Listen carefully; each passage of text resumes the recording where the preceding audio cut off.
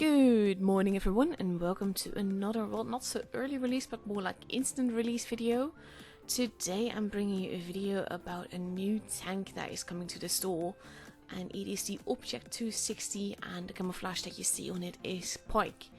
And it really looks like a serpent moving through the water. I mean, I have to admit, it looks fantastic and I absolutely love it. Now, the biggest drawback about this tank is the fact that it comes in crates. Crates are gambling. I can't look in your wallet. If you want to have a little bit of a gamble, by all means, but just don't spend tons of money, because it is a pixel tank in a pixel game, and basically the chances of you getting what you want are just so remote. So just be careful, don't spend too much on it and all. So yeah, that is the biggest drawback of this tank, crates. That being said though, I really love it, and I'll explain exactly why. This tank is my cup of tea. I am a Heavium tanker. I love Heaviums above all other tank types. Technically it's not its own tank type, but it basically means that it's a tank that has a heavy tank with good mobility and not that great armor, and that's just my cup of tea. It really suits me and I love it. And basically what that means is that you can get around.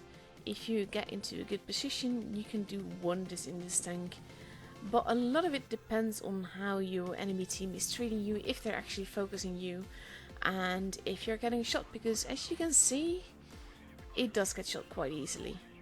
I fixed myself in a turnaround because I don't want to go, and you will see in this game I'm quite impatient, so it doesn't really work out for me in the end. But all in all, this tank is just lovely. The gun depression is one of the things that I feel lets it down, but it is a heavy, and it is a Russian heavy tank, and basically they suffer from gun depression problems more often than not. And overall, you will bounce some shots every now and again, but they will be pretty few and far between.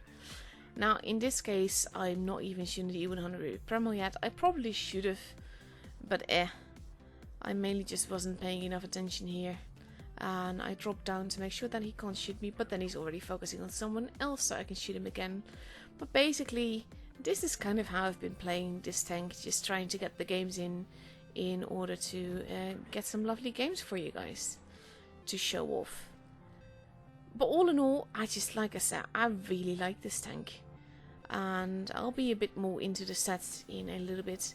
It has Russian accuracy as well, so that's not really a good thing. But yeah, it's mainly just the mobility, the way that it drives. I just love it. So like I said, I get impatient, so I get blown up here. But just so you know how it ends, I've decided to just fast forward the rest of it so that you can see a very fast moving Batchat who gets a kill, who then nearly gets destroyed, who gets another kill. And I have to say, this camo looks really cool in the motion. That kind of creative stuff, it just really works. But yeah, that was the first game that I got to show you, and this is the second one. Again, loving the camo, loving the tank as a whole. It looks a lot like an IS-7, it drives a lot like you would drive an IS-8, and with that reason it isn't a tank that everyone will like. You can't drive it like a typical heavy because it just doesn't have the armor for that. You can't drive it as a medium because it doesn't have the mobility for that. It's kind of like a mixture of both, and for me that is the reason why I really love it. But I can imagine that people will struggle finding the right role in this tank. But if you like the IS-7, or if you the IS-7 actually has a lot more true armor than this tank, but if you like that, the way that it drives, I should say, and if you like the IS-8 especially, because for me this is an IS-8 in tier 10, that is basically how it drives for me, and the main reason that I just love it. Now, like with most Heaviums, I feel that they kind of need to be played sneakily. If you're in wide view of people, they will just end up eating through you like butter, because you will likely get a troll bounce every now and again, but overall this tank does not have the armor to brawl all that effectively. And that's the same thing that you get with the IS-8 and also a bit with the IS-7, even though the IS-7, like I said, has a lot more troll armor. With the pike nose, there's basically just always a big giant weakness that you have when you're trying to face off against someone. And as you can see, it's mainly when I'm up close and personal with people that they manage to shoot me very, very easily. And of course, when you show them your lower plate like that, it doesn't really help matters. And the STV bouncing on me proves my point, you will bounce some shots. Now, the DPM of the 260 is higher by about 400 than the IS-7. The pen is exactly the same. Basically, the alpha on the IS-7 is 460 and on the 260 it is 420. But overall, it's basically a better IS-7. A more mobile, less raw armor version of it. But statistics wise, it's just that little bit better overall. And for me, I mean, I can't really call this tank pay to win, mainly because of the fact that it has little to no armor and people will eat through you if you try to brawl with them. But at the same time, the way that you see me play in these few battles, the reason I mainly survive is because people are not paying attention to me. And that's also the reason that I can get shots in. You see that when they do focus on me, they tend to pen me. And it's more luck than anything else when they don't. Now overall, there are of course more differences. We have the aim time that is better. The aim time is 208 versus the 263 on the IS-7. The dispersion is slightly better. The rotation is a little bit better. The depression is the same as the IS-7 at 6 degrees. And the elevation is 15 degrees where the IS-7 has 18 degrees. So overall, it's just slight differences. The camo rating is worse than the IS-7. The IS-7 is a little bit faster than the top 260. But overall, like I said, they're very similar tanks. Armor profile wise though, they are very different. They play very differently, for me at least. And I know that this is the type of tank that I will very much enjoy playing, way more than the IS-7. But that is also because I'm really a Heavium driver. I love them. And that's also why I used to love the E5 before they removed the cupola and before they added all the fancy consumables and everything. The tank was just a lot more interesting to drive, in my opinion. But for me, this could well be my pretty much next favorite tank, aside from the spaghetti. So I'm really looking forward to having this. That being said, I do want to reiterate, the tank comes in crates. You can buy a gazillion crates and you will still not get the tank. It is a tier 10, so I don't expect Wargaming to put any charms in there where you're like, if you get X amount of them you will get the tank. That would very much surprise me if they did.